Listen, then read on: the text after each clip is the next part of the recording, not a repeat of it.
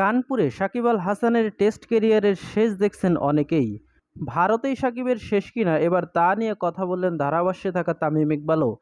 কানপুরে সিরিজের দ্বিতীয় টেস্ট শুরুর আগে ক্রিকেটের বনেদি সংস্করণ টেস্ট ও টি-20 থেকে আচমকা অবসরে ঘোষণা দেন বাংলাদেশের ইতিহাসের সফলতম ক্রিকেটার সাকিব আল হাসান। দেশের মাটিতে আসন্ন দক্ষিণ আফ্রিকার বিপক্ষে সিরিজে ক্যারিয়ারের শেষ টেস্ট খেলার ইচ্ছা প্রকাশ করেন টাইগার এই অলরাউন্ডার। তবে আজ কানপুর টেস্টের চতুর্থ দিনে ভারতের প্রথম ইনিংসে সাকিব আক্রমণে আসাতেই ধারাভাষ্যকক্ষে থাকা তামিম ইকবালকে প্রশ্ন ছুড়ে দেওয়া হয়। সতীর্থ এক ধারাভাষ্যকার জানতে চান, এটাই কি সাকিবের শেষ টেস্ট? জবাবে তামিম বলেন, হয়তো এটাই তার ক্যারিয়ারের শেষ টেস্ট। এ সময় সাকিবের প্রশংসা করে তামিম বলেন, অসাধারণ খেলোয়াড় সে, বিশ্ব ক্রিকেটে বাংলাদেশের ক্রিকেটের বড় দূত সে।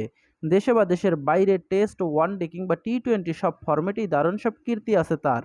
চলতি বছরের জানুয়ারিতে বাংলাদেশ আওয়ামী লীগের হয়ে সংসদ সদস্য নির্বাচিত হওয়ার পর সাকিবের প্রতি সাধারণ মানুষের অবস্থান বেশ বদলে গেছে।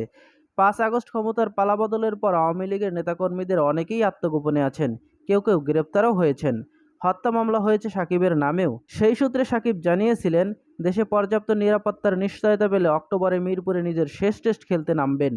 বাংলাদেশ ক্রিকেট বোর্ড সভাপতি ফারুক আহমেদ তার এই নিরাপত্তার ব্যাপারটি ঠেলে দিয়েছেন সরকারের কোর্টে। তিনি বলেছেন, সাকিবের ব্যক্তিগত নিরাপত্তার বিষয়টি বোর্ড দেখবে না। এবার সাকিবের নিরাপত্তা ইস্যুতে কথা বলেছেন অন্তর্বর্তী সরকারের যুব ও ক্রীড়া উপদেষ্টা আসিফ মাহমুদও। নিজের ভেরিফাইড ফেসবুক পেজে যুব ও ক্রীড়া উপদেষ্টা বলেছেন, খেলোয়াড় সাকিবের যথাযথ নিরাপত্তা নিশ্চিত করাই আছে। তবে ফ্যাসিস্ট সরকারের সংসদ সদস্য সাকিব আল হাসানের বিপক্ষে জনমনে তৈরি হওয়া ক্রোধের বিপরীতে নিরাপত্তা দেওয়ার নিশ্চয়তা চাওয়া অবান্তর। ধারণা করা হচ্ছে, চলতি কানপুর টেস্টেই সাকিবের বিদায়ী টেস্ট হতে পারে, এমন আবার সাকিবও দিয়ে রেখেছিলেন অবসর ঘোষণার সময়। দেশের মাটিতে টেস্ট ক্রিকেটকে বিদায় জানানোর প্রসঙ্গে সাকিব বলেছিলেন, আমার কাছে দেশের সমর্থকদের সামনে টেস্ট ক্যারিয়ার শেষ করাটা উপযুক্ত হবে বলে মনে হচ্ছে।